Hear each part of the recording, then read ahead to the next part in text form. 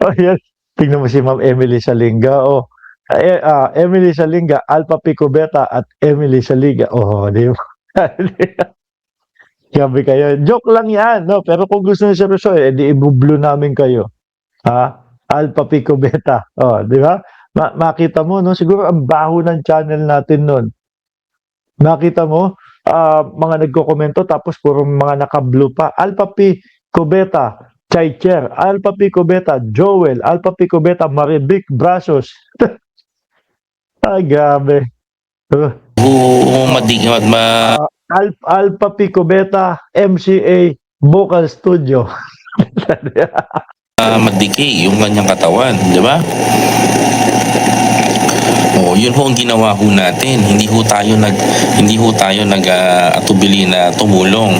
Alam niyo si Mima naman po mga kababayan ko kahit papaano, may ang laki ho na pinagsamahan namin yan. Dahil sa lahat ng travel namin sa iba't ibang bansa mga kapatid, yan po ang aking Boss ko, niloloko ka ni Yolo eh. Parang ang sinasabi mas malalim daw yung pinagsamahan nyo eh.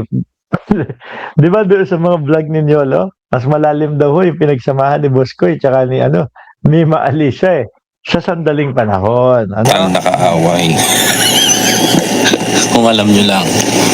No, kung alam nyo lang po, mortal nating kaawayan. Pero, as being a part ng kaibigan, tropa, kasama, and part ng Bengador, andito tayo para tumulong. Sir Goy, di po ba makikipaglibing sila Boss Mike? Sa 40 days daw po sila bababa. Actually, sila Boss Mike po ay pupunta dito. Sabihin nga sa inyo, pupunta kami dito nila Boss Mike, pero naka-chopper. Wow. Opo, kami Sana all. po ay magcha-chopper from Manila to Kumbaga, mas mabilis yun. Kasi kapag ka nakikita ko si Mima, no? Pagka meron napagkaisahan, punta tayo. Dati, ano pa lang kami noon, kanya-kanya, no? Mag-uusap-usap. Siyempre, kapag ka mga vlogger, nagkakaroon ng grupo, nagkakakilala, di ba? Uusap-usap, punta tayo doon sa si Mima Luge, mga bossing, tsaka si Takeru Miyamoto. Kasi nasa mga probinsya sila. Si Takeru, luluwas pa ng Maynila. Ganon din si Mima. Yung kay Mima ang pinakamahirap kasi nagbabangka pa yan. From doon sa kanilang isla, papunta doon sa pinaka-main, tapos saka magbabas pa, saka pa malayo yung kay Mima Alicia, mga kababayan. Kaya siguro pagkapunta nila, Boss Mike, naka-chopper, isa na lang, rekta na doon sa mismong lugar nila Mima Alicia. Now ko lang po nalaman, advisor, si Bobo sa Philippine Eagle, walang utak si Robin, sabi ni Sir Edong. Samar. So yun po, para malaman ho ninyo. Kasi hindi ho kakayanin ng bailan. It's 28 hours, mga kapatid. Yun ho ang dinanas namin. No? 28 oras ang tinravel namin para makarating dito. This is not a joke. Ano si Mima nun? 28 oras.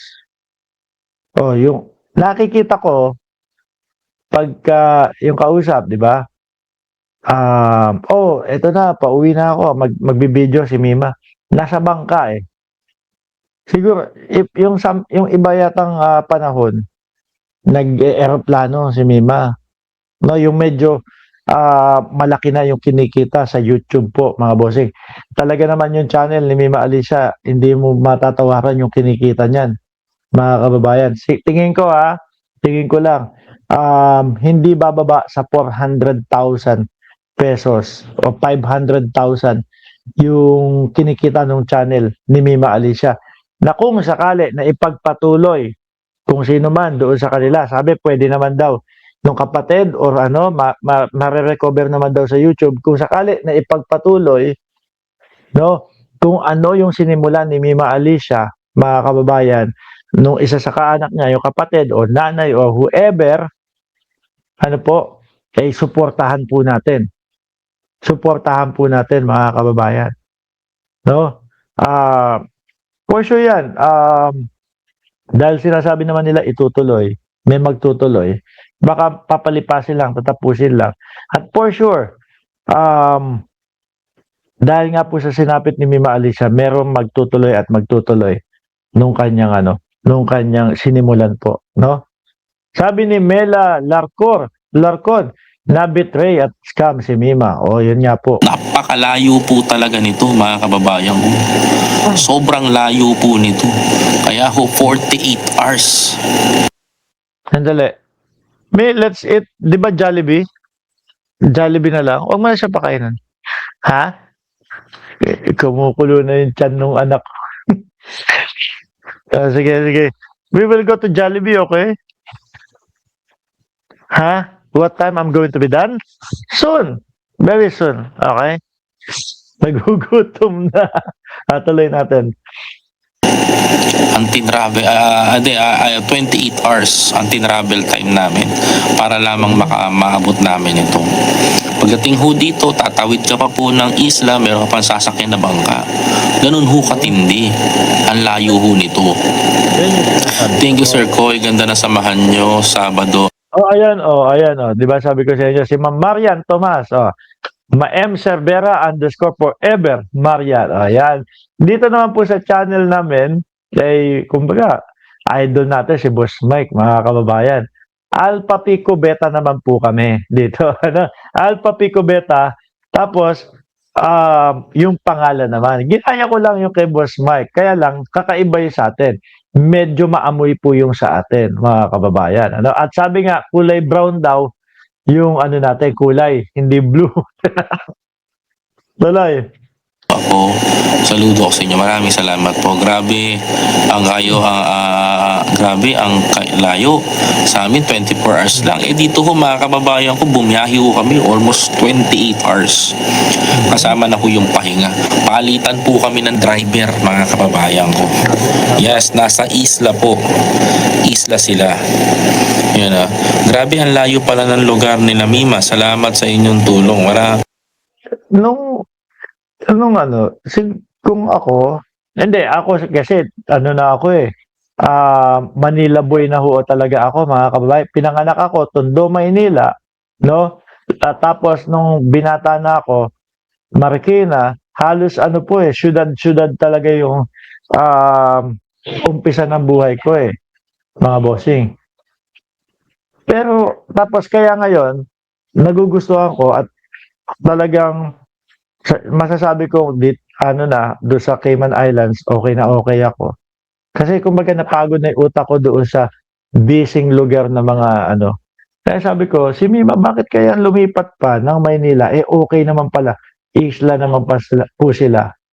Siguro, baliktad naman po yun. Ma'am Georgie, baliktad naman yun sa kanya na napagod na siya doon sa tahimik sa isla. Gusto niya naman nung medyo maingay na buhay. Kaya lumipat ng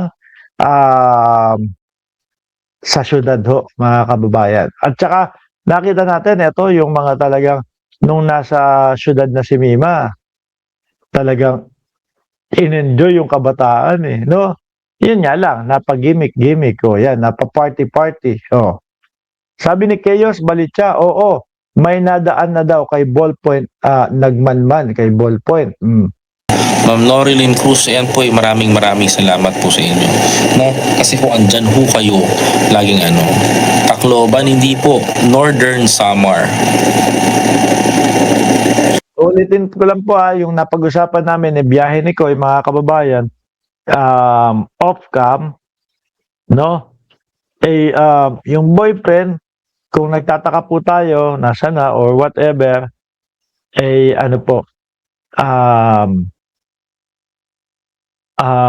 hindi naka-hold o kumbaga naka-hold sa ospital at hindi pinapayagan na lumabas. Hindi na pinapalabas sa ospital, mga bossing. Dahil nga, isa siya sa nakikita na suspect sa pagkamatay ni Mima Alicia. Sabi ni Mela Larcon, may pinost si Pebbles na isa na maging suspect. New friend ni Mima na kasama niya na nag-BGC. Baka yan nga po yung yung babae o yung mag-asawa na sinasabi po. Game. Dapat ganyan ng tulungan. Yan na magkaibigan. Walang iwanan. Diba? Kasi pagdating ho dito, hindi ho alam ng nanay ni Mima kung paano aasikasuhin yung yung yung bayad sa yung bayad sa tawag ito, yung bayad sa punerarya, yung paano magpapahukay. So lahat po yun inaasikaso natin, everything po lahat tinutulungan po natin yung nanay ni Alicia dahil po yan po ang bilin sa akin. Kumbaga talaga, yan, siya talagang saludo kay biyahe ni Koy. Si JQ, hindi ako pwede sa isla, pang bakasyon lang. Ako naman, dahil nga sabi ko sa inyo, batang syudad, city boy na, simula nung pinanganak, mga kababayan, mas gusto ko sa isla, tapos pagka yung sa syudad, kagaya nitong ginagawa namin, katira kami sa Cayman Islands, tahimik, buong 2 buwan, tapos 1 week kami sa syudad, kagaya niyan, sa Estados Unidos. Yun, ganon. Dahil napapagod din yung utak ko kapag yung laging nasa syudad. So kung ako man po ay Yung Sara na sinasabi ni Pebbles, taga Florida, Blanca, Pampanga. uuwi na sa Manila, I'll make sure mga kababayan ko na okay na po yung kanyang magulang. Okay? Mga kapatid, okay na po yung walang iwanan. Okay na po yung walang iwanan kasi mahirap po sumama doon. Huwag naman pong ganun. Hindi bubiro yan. Sasama kay Mima Alicia. Sabi ni Wilma Gasilio, Sir Mark, kabilang ba sa suspect asawa ni Mima? Yung boyfriend po, sa base kay Koy na pag-usapan namin, hindi naka-hold sa ospital, hindi pinapayagan lumabas, no? Dahil kabilang sa tinitingnan nila na suspect po. Ang nagbanta kay Ballpoint sa ibang bansa nagtatrabaho. Mga keyboard warrior. Biro ba yun, sir? Pwede, iwanan ko na siya doon sa sa paglilibingan. Pero pag kasama pa kami doon, di na pwede yun. Kapag ganun, sir. Grabe naman to. Sir BNK, hindi mo pa ako naaalala. Pampia, yes po. I know you, ma'am. Ma'am Pri,